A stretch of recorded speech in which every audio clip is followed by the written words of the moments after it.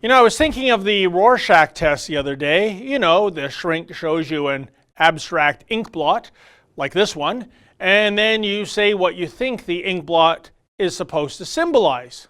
Now, my first guess is something I shouldn't mention in mixed company, so I'll go with choice number 2. I'm seeing a bat here. Yeah, it may just be a completely random ink blot that represents absolutely nothing, but I think maybe I'm looking at a big black vampire bat.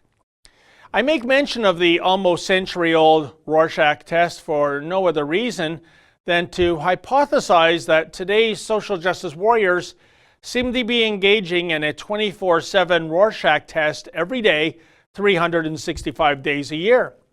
Which is to say the PC snowflakes are getting triggered these days, not due to what they're actually seeing, but thanks to what they think they are seeing. Case in point, blackface. Now, blackface seems to be really in the news these days. I think the last time blackface got this much ink, Al Jolson was singing Mammy. But at least accusing Mr. Jolson of donning blackface was accurate.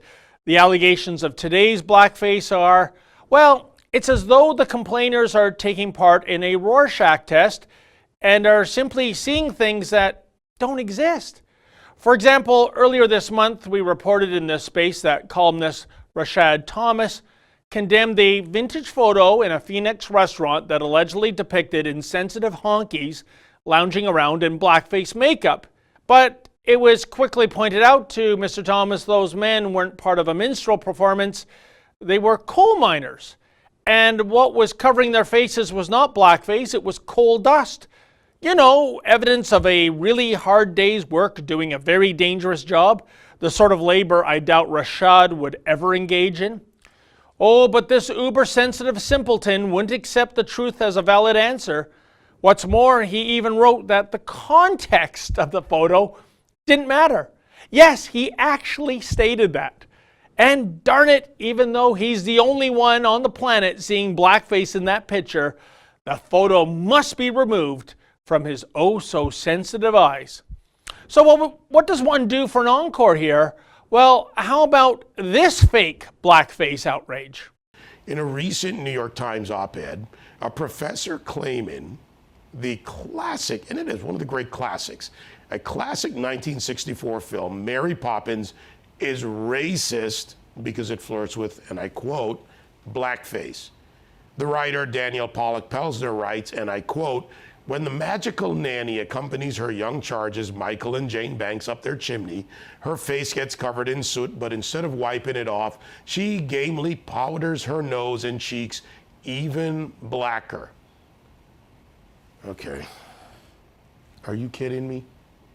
Yep, once again, the tall forehead types in academia and the media are unable to tell the difference between blackface and suit.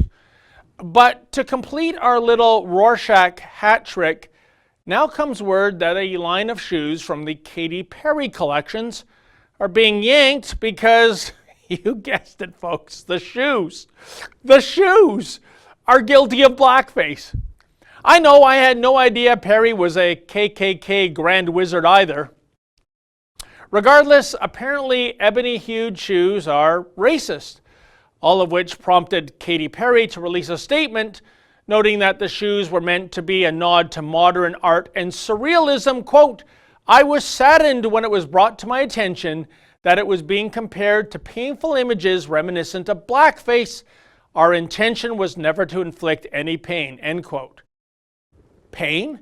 Who in the world is feeling actual physical pain looking at a pair of shoes whose only sin is that they're a bit on the garish side? But if you are feeling pain looking at these shoes, and coal miners, and Mary Poppins, I wholeheartedly suggest you book an extended session with a psychiatrist.